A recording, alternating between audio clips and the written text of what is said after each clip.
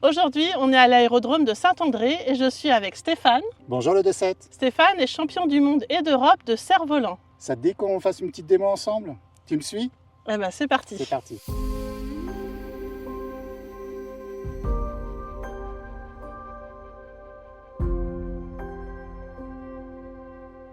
Qu'est-ce que tu vas nous montrer? On va faire du cerf-volant 2 lignes, cerf-volant de plage que les enfants aiment bien utiliser. On peut aller à droite, à gauche, monter, descendre, ralentir. Bon, le cerf-volant, c'est comme le vélo. Il va falloir donner 2-3 coups de pédale pour qu'il démarre, sinon il part pas tout seul. Comme le cerf-volant est devant, on va faire 2-3 coups de pédale en arrière. Et on tient toujours son guidon devant. Et s'il y a un obstacle, par exemple j'ai trop à gauche, trop à droite, ou il y a le sol, je tourne mon guidon et il va éviter le sol. Et après, je me remets droite, main côte-côte pour aller dans la direction que je veux. Là, je vais tout droit.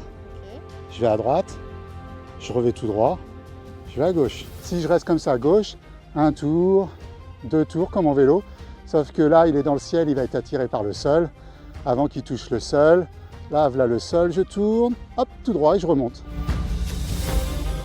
Puis après on fera du cerf-volant 4 lignes. Il y a d'autres vitesses que le cerf-volant 2 lignes, c'est un peu l'hélicoptère du cerf-volant, on peut l'arrêter. C'est nous qui contrôlons la vitesse du cerf-volant. Le cerf-volant 2 lignes, il subit un peu le vent. Le 4 lignes, on peut jouer un peu sur les freins, l'accélérateur.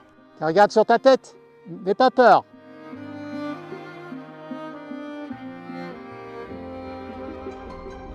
Le guidon, toujours là, sauf que tout à l'heure je te disais ça, ben, là c'est plus ça. C'est là, si tu tires sur les pouces vers toi, il va monter. Si tu tires sur les petits doigts, comme ça, il va freiner, voire reculer. C'est un peu comme un joystick de jeu vidéo. Là, c'est juste droite, gauche, j'avance, je recule. Droite, gauche. Facile. Ouais. Après, tu doses. C'est vraiment là, c'est du dosage. Hein.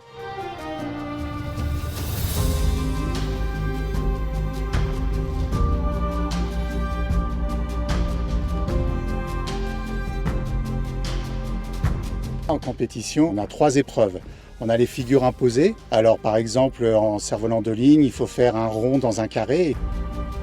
En deuxième partie, on a une routine libre, où là, dans un temps donné, à nous de montrer ce qu'on sait faire. Et la troisième partie, c'est le ballet sur musique, où là, sur une musique de notre choix, on a pensé une chorégraphie. C'est un peu un rêve d'enfant de devenir un petit peu aviateur, mais sans danger. En fin de compte, moi je reste les pieds au sol, je fais voler mon cerf-volant, il exécute les figures que je lui demande, je m'évade un petit peu, je m'envole un petit peu.